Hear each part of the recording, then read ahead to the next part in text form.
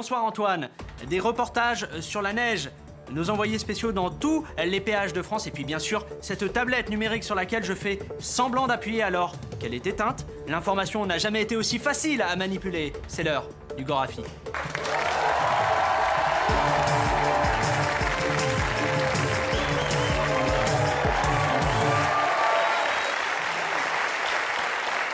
C'est l'information du jour. Le gouvernement vient d'autoriser le port d'armes pour les faibles.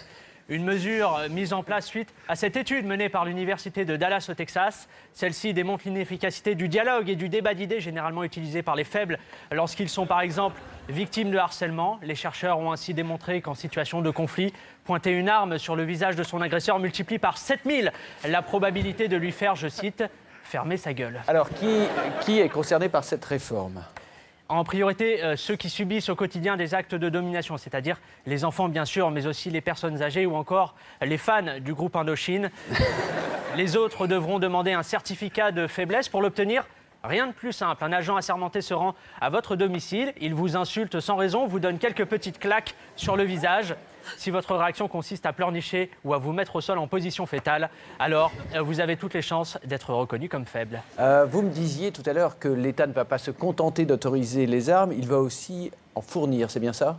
Exactement, l'État devrait proposer un kit de bagarre qui sera calibré en fonction de votre niveau de faiblesse. Par exemple, une personne incapable de résister devant une pâtisserie sera diagnostiquée comme peu faible, ce qui lui donnera droit à un katana, un sabre japonais.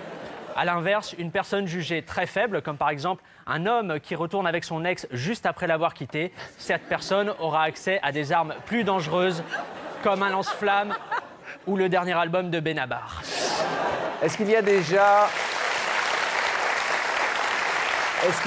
des faibles qui ont décidé d'avoir recours au port d'armes ? Oui, le premier à en avoir profité, c'est François Hollande qui était en déplacement ce matin dans une école des Deux-Sèvres. Le président s'exprimait sur la réforme des rythmes scolaires devant un public de parents d'élèves, le tout avec un revolver 357 Magnum à la main, un outil de communication qui lui a permis de multiplier par 3 sa cote de popularité dans la salle entre le début et la fin de son discours.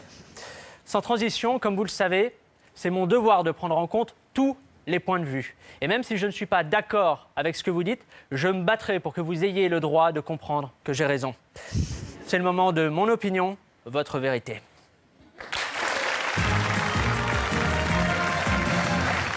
Alors, Pablo, est-ce que le gouvernement a su gérer correctement le cas Thomas Thévenoud, qui a dû démissionner de son poste de secrétaire d'État à cause d'un dilemme avec le fisc ?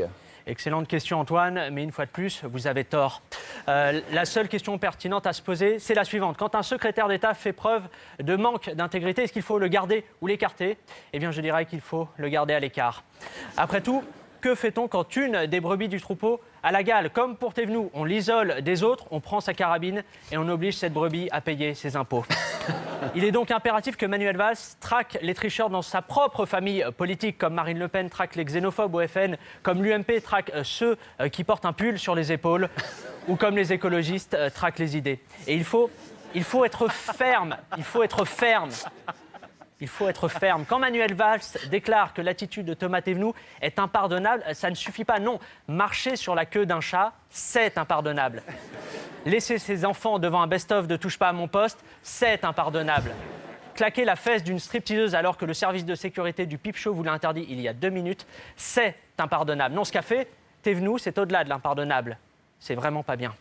Maintenant, l'avenir de Thévenoud s'annonce très sombre. Une longue traversée du désert rejetée par tous avant d'être probablement réélu au premier tour d'une élection d'ici 2 ans, ou pire, d'être nommé au Conseil constitutionnel. Finalement, toute cette affaire est peut-être un mal pour un bien, car elle sert de leçon pour la prochaine génération des hauts dirigeants. Grâce à Thomas Thévenoud, les hommes politiques savent maintenant que nul n'est au-dessus des lois, surtout quand on n'a pas assez de pouvoir pour étouffer un scandale. Bonsoir.